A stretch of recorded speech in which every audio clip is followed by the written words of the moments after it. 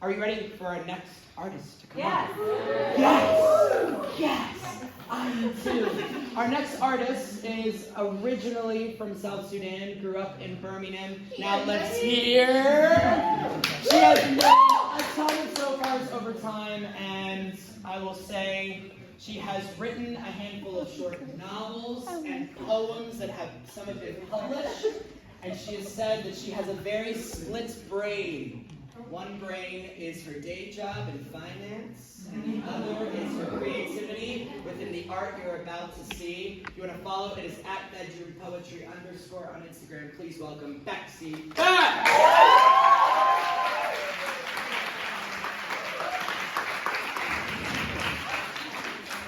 Hello, good evening. By the way, Brandon is my favorite host because he gasses me all the way up.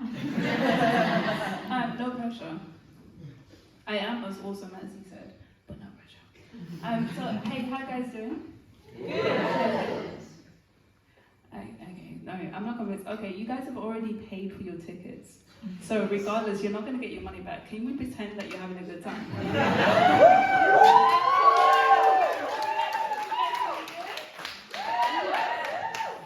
The best. Oh my God. I love that, because if you guys don't have a good time, they won't book me again. We'll leave a good review. Exactly. I'm trying to help you help me. So, one more time, how you guys feeling? You guys feeling good? Yeah. My name is Becksy Becks. I am a poet. I'm going to say some words at you for the next 20 minutes.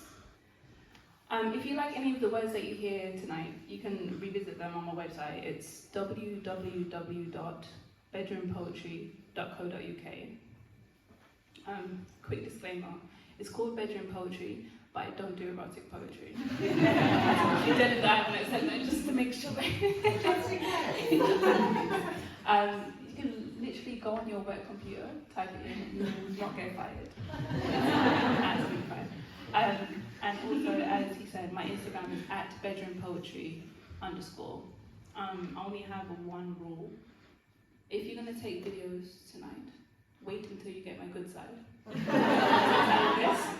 When I say, na na na na na, I should use it like polite.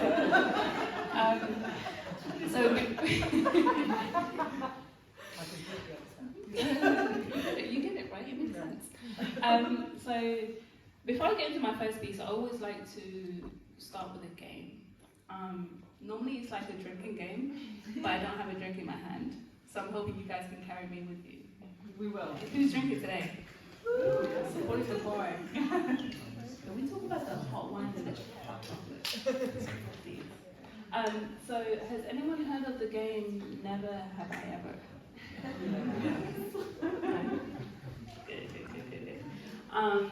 So we're going to play a quick round of Never Have I Ever. If you're not drinking, you can play and put a finger down.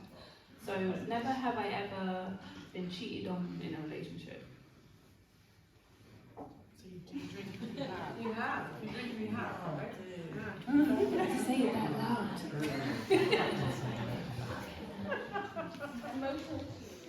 Emotional damage. Never have I ever been the one to cheat on my partner in a relationship.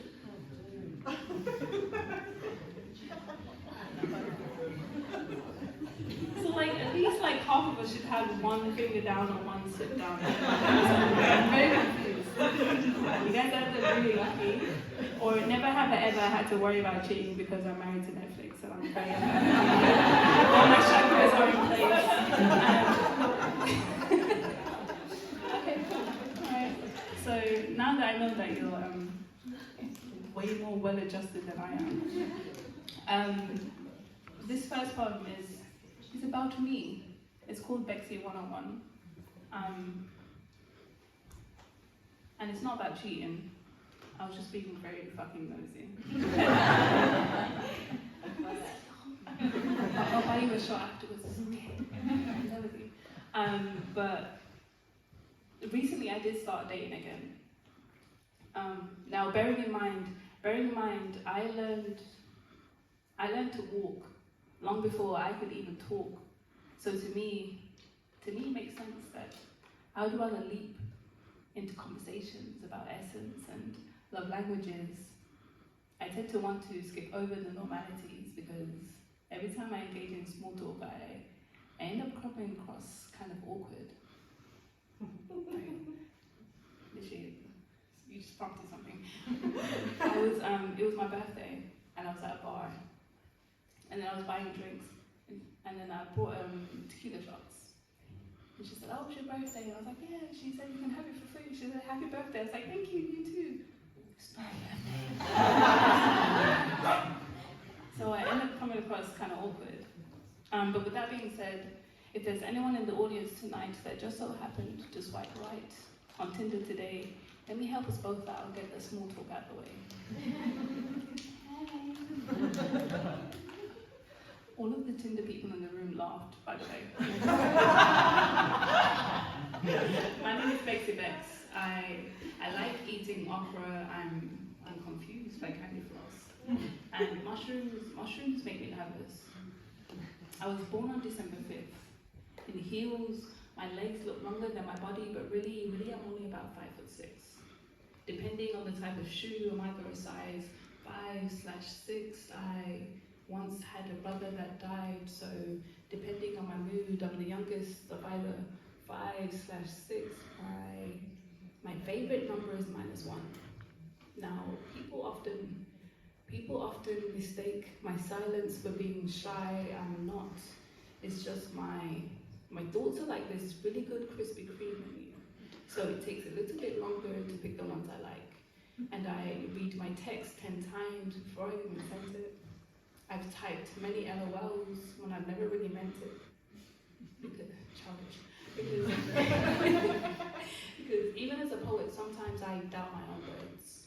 I find they walk with brakes. I drive with these L plates on my emotions. It's as if my feelings, they're all learner drivers with the same major fail, because they will never indicate before I cut you off. Instead it revs or speeds off. They're constantly overtaking my brain, so I swerve. And I swerve to avoid these conversational exits that lead to places where it's difficult for me to explain to people exactly how I feel. Because see, my heart is less like a pump, it's more like this hamster on a wheel. Both it and I remain constantly running, which might explain why I don't like feet. Because mine smell like... My feet don't smell. It's just for metaphor purposes only. I saw you look on my foot. Maybe on a Monday. Mine smell like broken emotions. We haven't ran past the catcalls of true love in a while. I'm trapped in this silent movie, but luckily my best asset is my smile, and my favorite color is blue. Now, pink would be the opposite, I think. I like traveling with these London landlords. They keep asking where my deposit is. So I already have money left over to explore if I do. Which is rude, because I feel like how are you expected to build a home when you practically live at your own desk? See, I'm working to pay for this living room that I'm hardly ever in. Monthly subscriptions to the inside of a gym that I've hardly ever seen. 9 to 5, I look after other people's money better than my own. Go home. Accountant. I'm an accountant because I look after other people's money. But I'm dish. Look after other people's money better than my own. Go home. Then 5 to 9, I'm still putting other people's worth in front of my own. And I know it's because my third eye shines so bright that I can see shadows in my sleep. And the kind of shapes like my star sign in Sagittarius. It's always silence. No, it's literally always silence. I've done this twice. Which apparently means that I'm this fire sign that can swim, even though I can't tread water, which is fine because I feel I work better under pressure. If you were to put a gun to my head, I would definitely have to say I prefer Morley's over Mickey D's. I was happy to believe that I was more of this dog person over cats until these extensive Facebook stats and tests proved that 98% of my spirit animal is a weapon, which I found quite odd Because I don't like being put on the spot.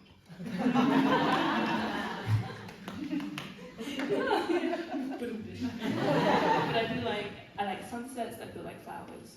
For hours when I was younger, I used to love climbing to the tops of trees until one day I tripped on the twig of my father's death and continued to tumble down as each family branch fell off one by one till I was bruised on the ground. So now every once in a while I have these rubbish days where I throw away my thoughts into trash TV, but see, I'm never really down for too long because my rock bottom is made of trampolines. I may wear my heart on my sleeve with hurt sewn into each seam, but know that these are not my scars.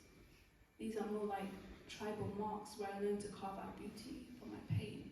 I wore my depression like a confusing touch of a soft velvet dress that's being left out in the rain until one day the sun came out and it all finally clicked. One day the sun came out and it all finally clicked. It's poetry. So real quick, guys. And I realized if there's only ever two people in this world, then consider there to be two of me. See, I'm this extroverted introvert that's complex in her simplicity, who wasted 2 whole summers, only to realize that I'm not one of these girls who prefer bad boys over nice guys. But see, no one told me that these nice guys prefer bad girls. And I'm not one of those either. I'm just this inexplicably enigmatic sapiosexual ether who gets turned on by really big words.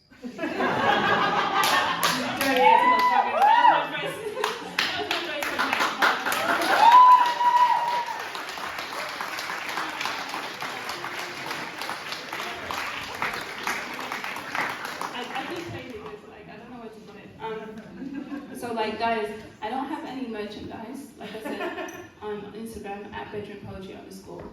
I'm not going to follow you back because I'm trying to look cooler than I actually am. I don't have any merchandise. I do have business cards I'm selling for £5. And they actually have all the information that I just told you. So if you're drunk enough to part with £5 for a business card, then do that. So yeah.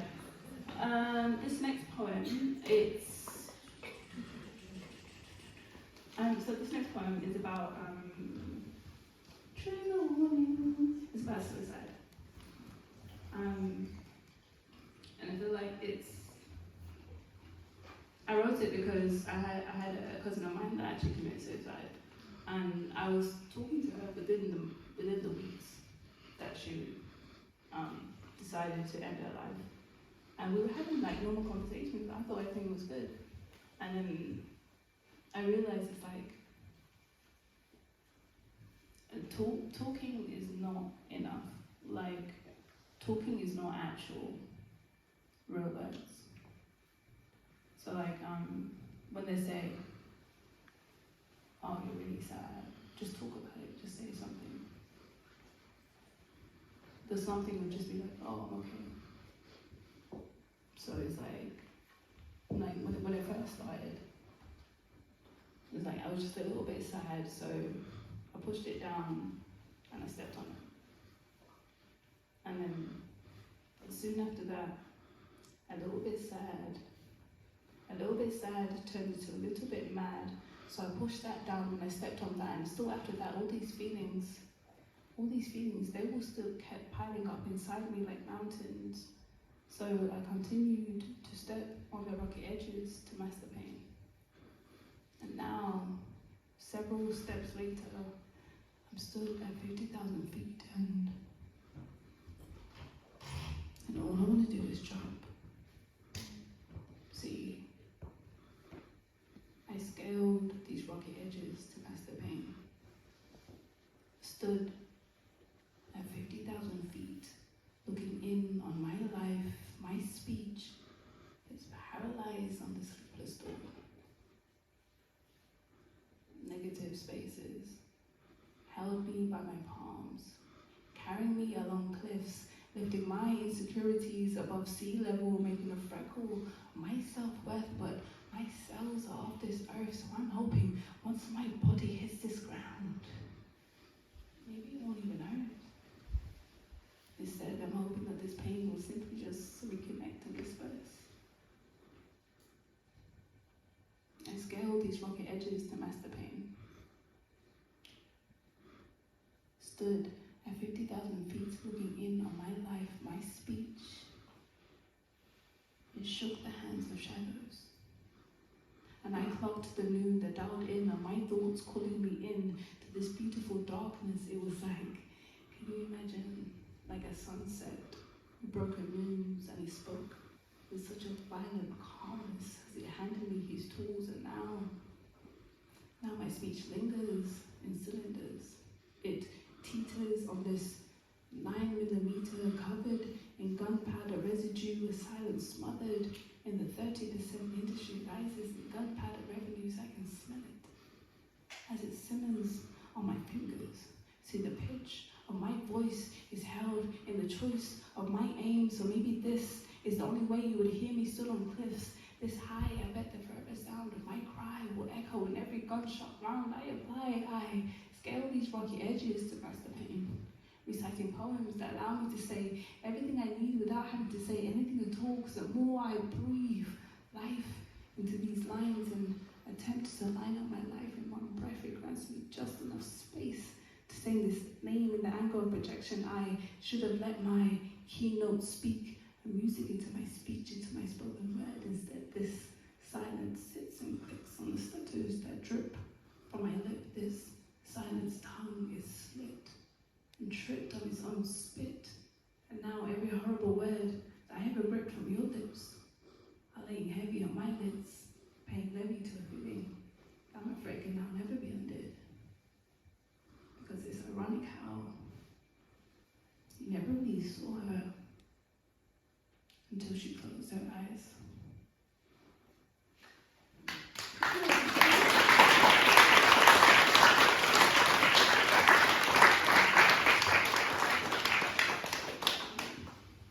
Never have I ever been bummed out on a torture night on Saturday. We should all be drinking right now. That was a lot. I would do it, but I'm a professional, you know. So I have 2 more poems for you. I'm going to lighten the mood a little bit. This next poem, it's inspired by Craig David. And it was after a conversation that I had with my mother. Craig David is not my mother, in case anyone was wondering. Do you guys know the song 7 Days? Yes. I love that it was a resounding yes, because that feels like you're going to sing it with me. You're going to sing the chorus with me, yeah? Okay, that yes was a little less than... Are you guys going to sing the chorus with me, yes? Yes. I think all the people know 7 days. I feel like you can lead them. So I made the skull on. I made the skull on Monday. For a drink on Tuesday, we'll make love on Wednesday, and on Thursday, Friday, and Saturday, chill on Sunday. Yeah, that's not how it goes. He lied to you. He lied to you. He sold us a dream. You know when you get like a payday loan, and then like you can reclaim your stress. We should all reclaim Craig David for that song. Because I had this really shit date on a Monday. Very shit. The Tinder one was even worse on a Tuesday. Now I had learned a lot by Wednesday. No copyright. So after Thursday and Friday and Saturday, I cried on Sunday. You're supposed to say, "Aww, why are you guys laughing at me?" We've all been there. Yeah. Also crying. You're laughing through the pain. But to be honest, I will definitely do it all over again. Because you see, after my dating spree, I learned quite a few valuable things about men. Like, never ever flick him in the forehead unless you really want to start a fight. I don't think you guys have all been here before. See, they have feelings too.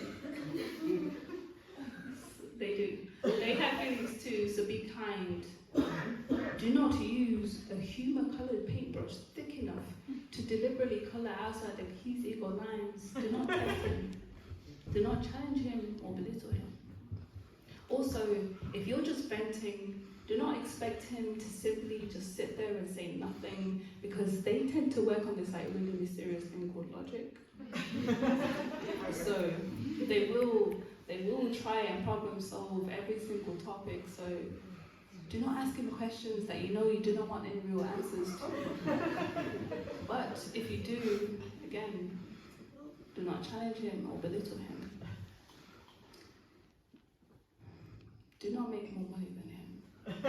But if you do not challenge him or belittle him. Also, they tend to get quite upset when you constantly question where their loyalties lie. So try not to consistently ask him where he has been. He will not allow you to accuse him of things that you have never personally seen. So no matter how many times your best friend Jackie relayed it, he will never play it. So do not play with him. And do not mistake his PlayStation for merely just play. It's actually really quite serious. Very serious. That unplug, not a good move. And when he gets serious, try not to cheat on him. Because according to, this is for like the ladies. Disclaimer, these are not my words. This is just me. His name is Terrence Howard on Facebook. So if you have any grievances, just So according to a guy named Terrence, he once told me that cheating hurts men more. According to him, it matters like this when the script is flipped. A man is less likely to forgive cheating than a woman is. So try not to let another guy hit it. But if you do, maybe only date Arsenal fans, because they can somehow handle heartbreak and still stay committed.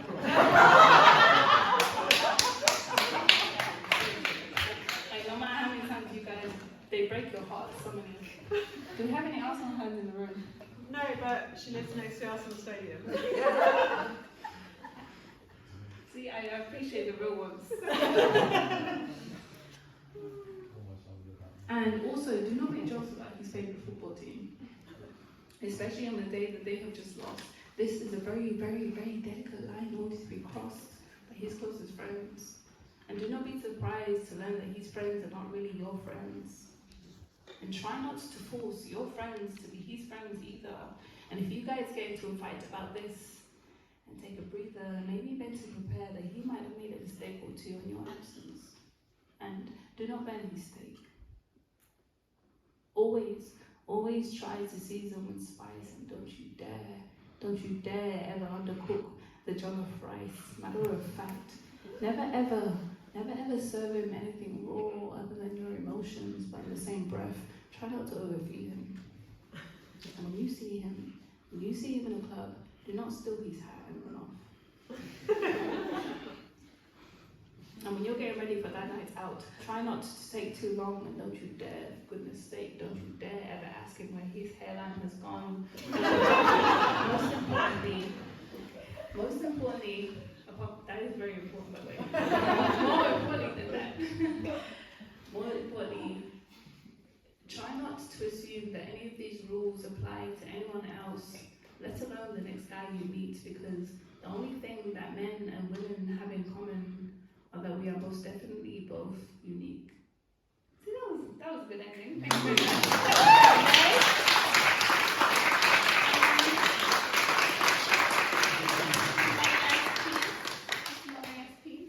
Once I finish this poem, I'm definitely going to run off the stage. I will talk to you, probably outside, because I'll be vaping. So this is my last piece. It's called Lift. and it's basically about the policing of women's, okay, not just women's bodies, men's bodies get policed as well. So it's just kind of like a play on the policing of people's bodies, and it happened after a conversation. So I met this guy, right? So I feel like I need to be a bit more specific. I met this very stupid guy. It was in the middle of a debate, and he looks at me and he's like, "Becksy, you know you're actually kind of pretty." I was like, actually, what all this? I even put on my wig and everything. His words to me were, "Your face is cute, it's just you're a little bit too slim." Slim thick is the thing now, babes. Have you ever thought to sign up to a gym? I finished laughing, and then I looked at him, and with the word "wow" waiting behind this plastic painted smile, the only thing that I could reply was, "Wow." And see, later, so you know when you have a conversation with someone, and you think of a reply, and it's like 3 hours too late, you're in the shower crying with yourself. So later when I got home, the word "prick" started to suppress behind these plastic painted lips, and with that inside, I wrote down, "My guy, clearly you don't know me," which makes sense because our bodies have never actually spiritually met. But this body is already an elite member of the most exclusive gym known to man. This body has long been signed in and trained in the toughest policing academies for centuries. All those early morning marches, charging through the strict, muddy waters of your misogynoir, and where these thighs were taught to grow thick and bold as they are, because by far the strength they can carry is misplaced but unmatched, and this waist stays snatched from snatched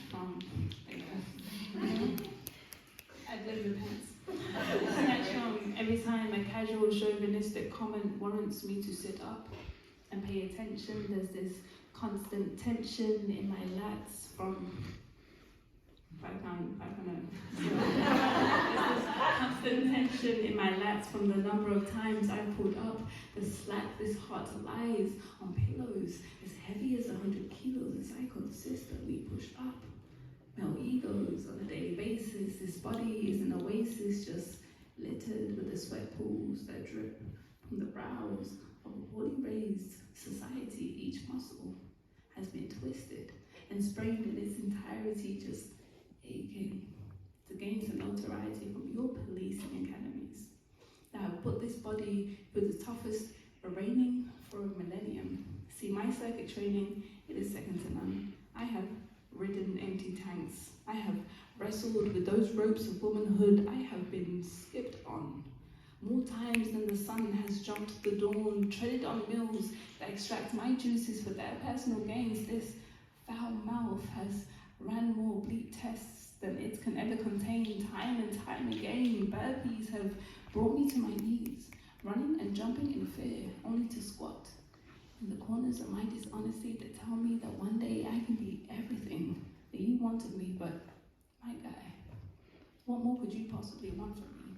I have exercised your rights into every cell of my biology, yet you have boxed with me and coached me into the blue corners of my ability, and yet somehow still I stand wide-eyed, tears cried, still smiles, just desperate to graduate from your policing institution. And I was so close.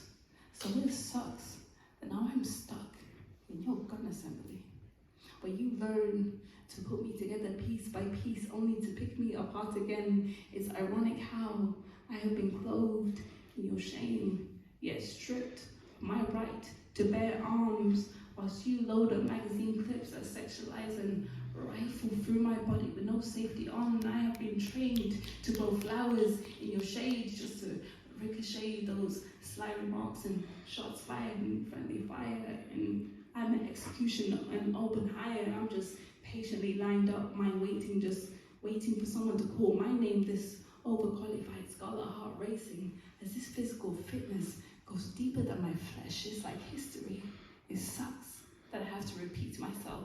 But once again, I have already been through the toughest training in your policing academies for decades. I am jack of all trades, master of the sun. I have long walked the tightrope of this controlled narrative. I am done. I am no longer in the market for your validation. I am tired of your whining, ringing in my ears like the dumbbells I dance with whilst sculpting this fine frame. I have lugged around the mediocrity that hangs in your kettleballs. This benchmark has been pressed too many times in the shadows, so trust and believe I am not the one that needs to be kept on their toes. More dead weight has been carried on this back than you will ever know. I am a pro, but do you even lift, bro?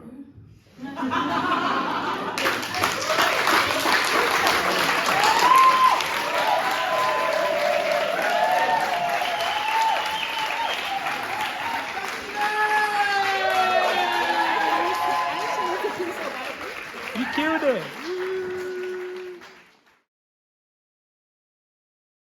All right, give me one more time for Becksy Becks.